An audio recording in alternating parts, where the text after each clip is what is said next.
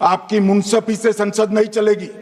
मेरे यहाँ बोलने का क्रम मैं तय करूंगा, इस तरह से नहीं चलेगी संसद। मान्यवर, उनको धैर्य रखना चाहिए, उनको धैर्य रखना चाहिए मेरा जवाब सुनने का। इनकी एक एक बात का जवाब मैं दूंगा, मगर मेरे भाषण का क्रम वो तय नहीं कर सकते, मैं करूंगा, क्योंकि मैं बोल रहा हूं।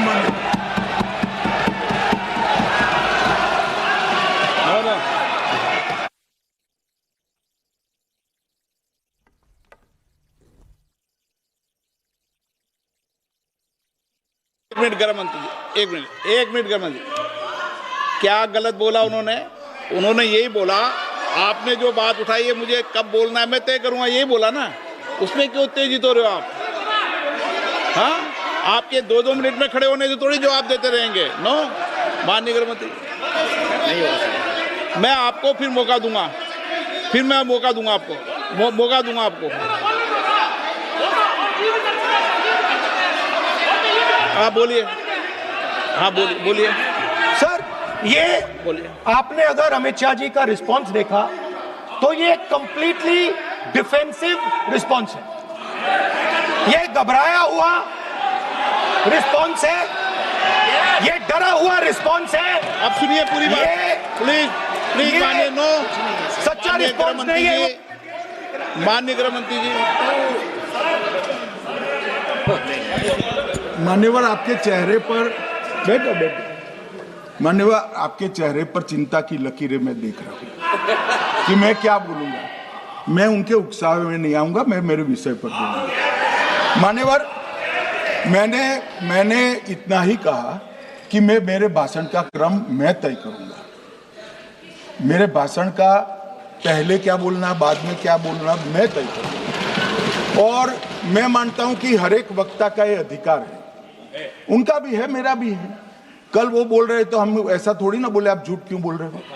हम नहीं बोल सकते साहब, वो माननीय विपक्ष के नेता है, वो बोल सकते अपना भाषण। मान्यवर, और मैंने तो ये भी कहा, मेरा पूरा भाषण छूट कर कुछ बच जाता है तो आप पूछिएगा, मैं जवाब दूंगा। मगर अब धैर्य भी चाहिए और सुनना भी चाहिए, दोनों चीजें करनी पड़ती है।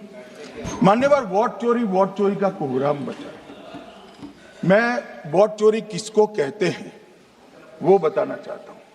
वोट चोरी के 3 आयाम हैं।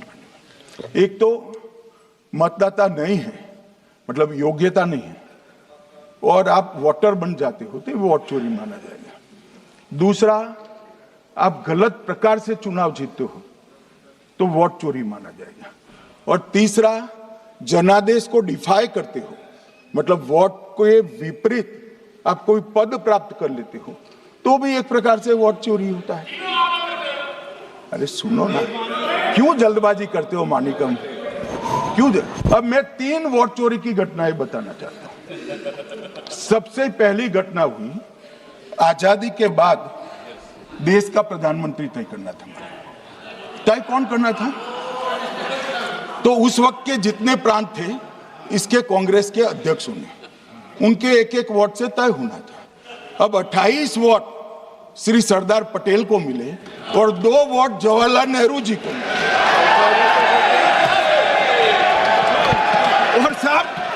और साहब प्रधानमंत्री जवाहरलाल जी बने। मान्यवर,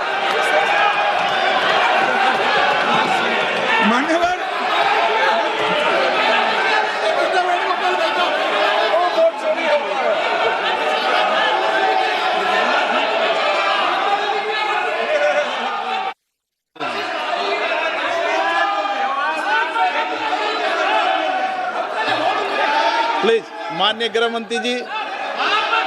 माननीय गृह मंत्री जी, प्लीज।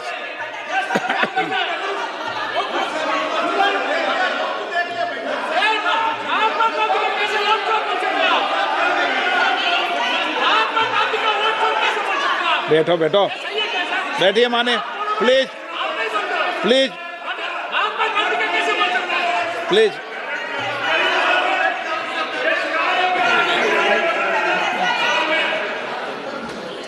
मान्यवर, दूसरी बैठिए बैठिए माननीय सदस्य प्लीज, हर बार नहीं उठते, बैठिए।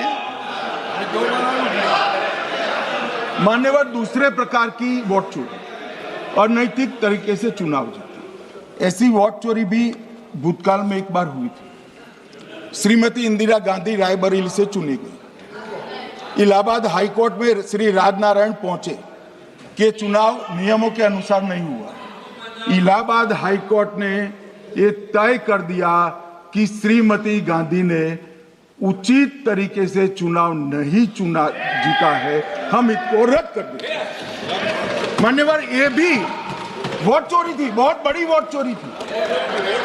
और उसके बाद में क्या हुआ? उसके बाद में क्या हुआ? उसके बाद में वो वोट चोरी को ढकने के लिए संसद में कानून लाया कि प्रधानमंत्री के खिलाफ कोई केस ही नहीं हो सकता।